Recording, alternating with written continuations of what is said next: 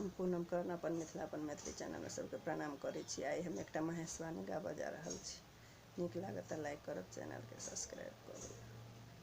उतरहि राजसाय अयला महादेव, बैसी गेल गौरी के दुआरी गे माई।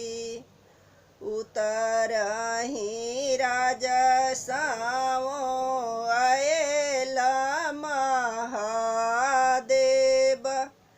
बैसी गेल गौरी के दुआरी गे माई। भिखल बाहर भेली माये मनाइन, लिया शिव भिखी छोरू दुआरी गे माई। भिखल बाहर भेली माये मनाइन, लिया शिव भिखी छोरू दुआरी गे माई।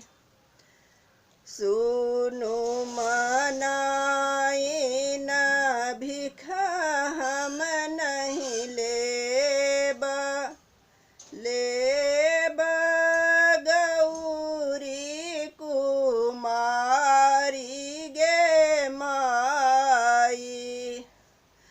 सुनु मनाइन भिख हम नहीं लेब, लेब गौरी कुमारी गे माई। एहन भिखारी संग गौरी ने बियाहब, गौरी रहती कुमारी गे माई।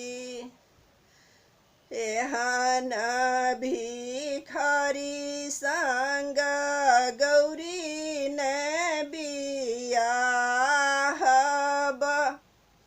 रहती गौरी कुमारी गे माई। तोर बजटा फोरब मुंड माला, टुकरी करब मृग छाल गे माई।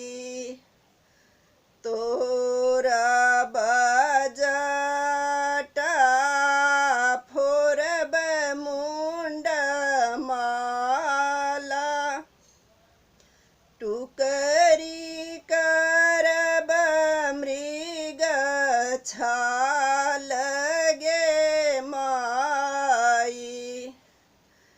भनहि विद्यापति सुनु ये मनाइन, लिखा